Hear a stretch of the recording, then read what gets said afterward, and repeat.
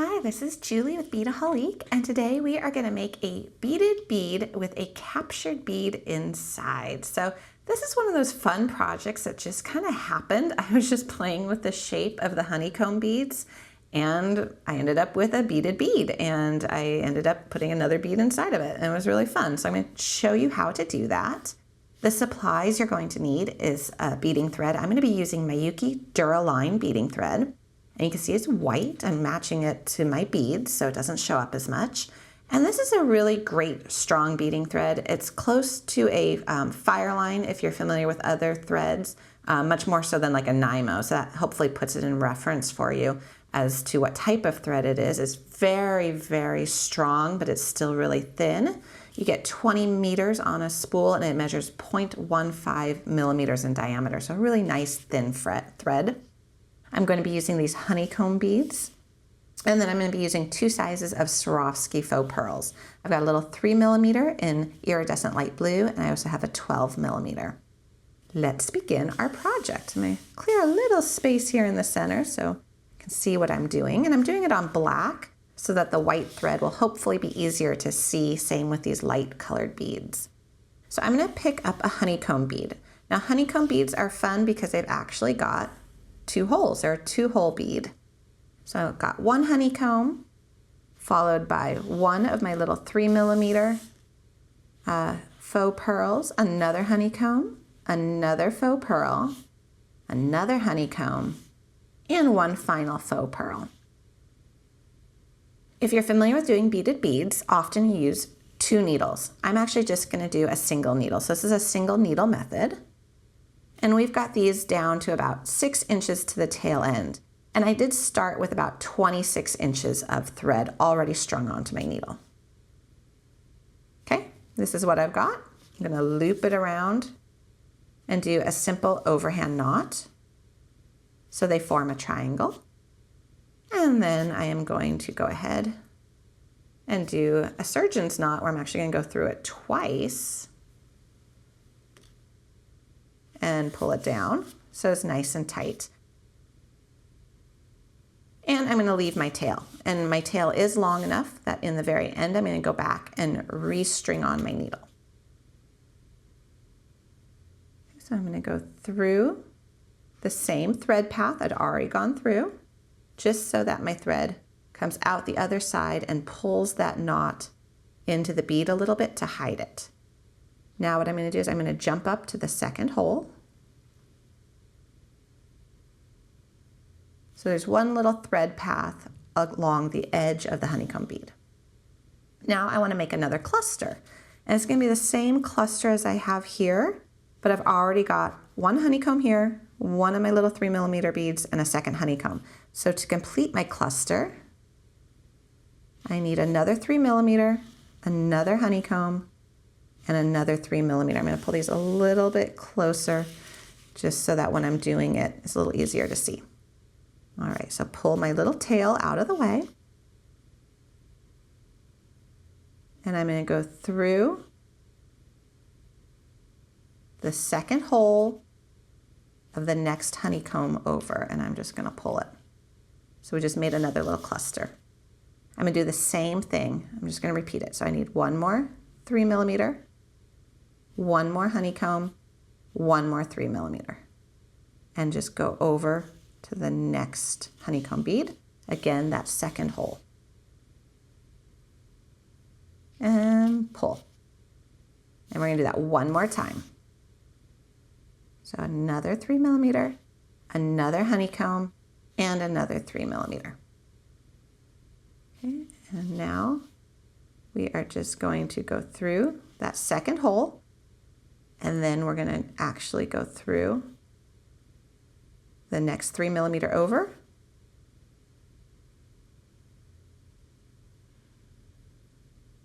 And we're going to pull. We have this great little triangle. So we're going to go back through the honeycomb. We're still just retracing our thread path. And this is what we've got. Now, if you pull it tight, you're going to notice something that happens. It kind of curves up a little bit. And that's what gave me the idea of how to make this. So now I want to jump up again so that I am going to come out the top hole of this honeycomb, like so. And I'm pulling tight, so it is curving in. So now I want to look at the original. You'll notice here we have actually a cluster of 4. So after we've made this nice triangle, we need a cluster of 4 honeycombs. So I need 1 more 3mm, 1 more honeycomb, and 1 more 3mm. And we're going to jump across now to this honeycomb.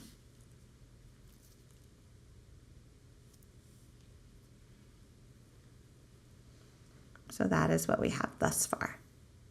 So now over here, we're going to do another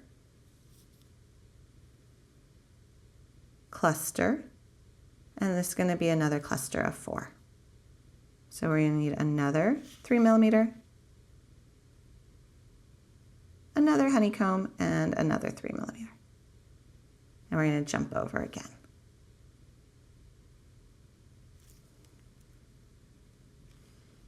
And you can see it's definitely becoming a dimensional object at this point. And we need to do that one more time. So we have another cluster of 4. So another 3mm, another honeycomb, and another 3mm. And jump over.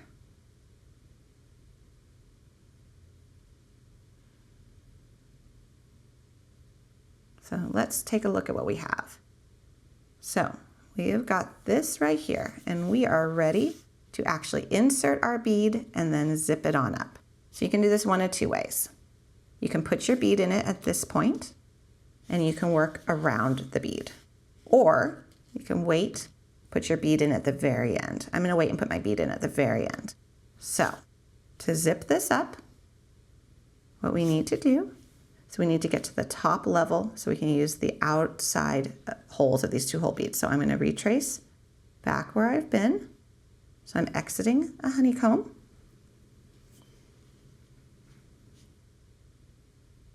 And now I want to jump up to the top.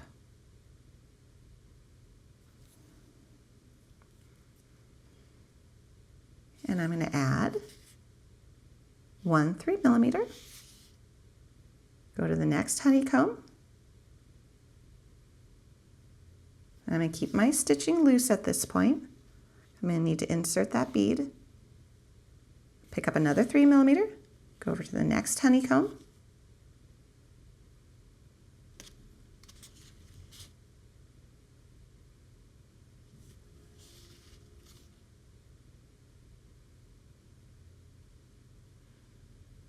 And 1 more 3mm. And go over to the next honeycomb. Okay, so with your stitching still loose, open it on up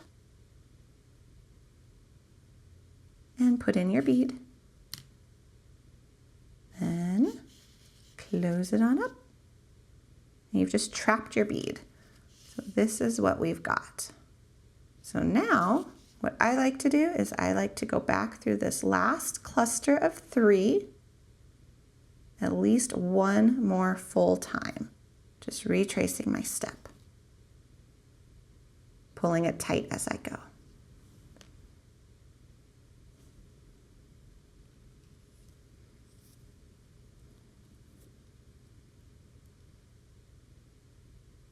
All the way around. And you can actually go around a couple times if you like.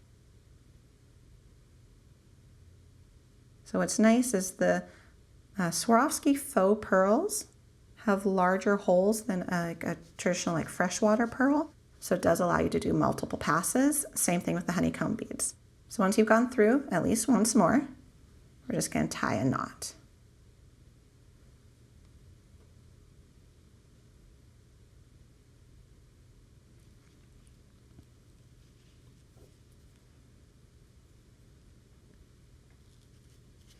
Okay, now I'm going to go through again.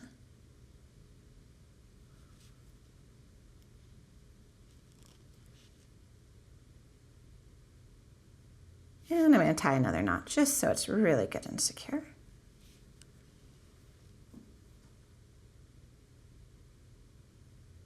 And I'm going to go through again. And I'm going to trim my tail.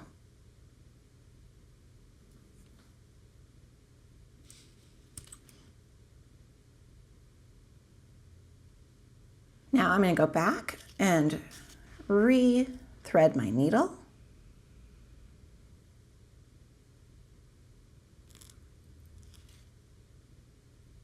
And over here, I'm going to retrace my steps again on this side. So this is where I started. This was my original cluster of 3.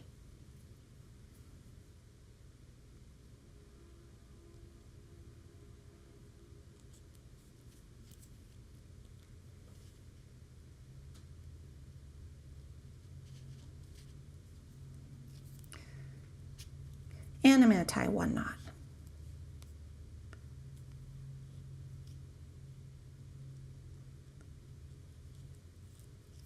I'm going to trim my thread. And I have a second little captured beaded bead.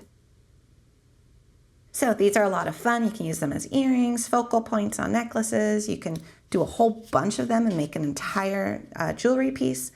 Really can play with them. I do want to show you one kind of fun thing with these too, is you can find the hole on your captured bead and using your needle, move it to wherever you want it so it can come out any section. So that's kind of fun. You'll see this one has one too. And it would go all the way through. So you'll be able to just string that onto your necklace or your earring or whatever you want to do with it. If you like beaded beads, please do check out the Beadaholique website. We have several other types of beaded bead projects and videos showing you how to do them, and a bunch of projects with these honeycomb beads as well.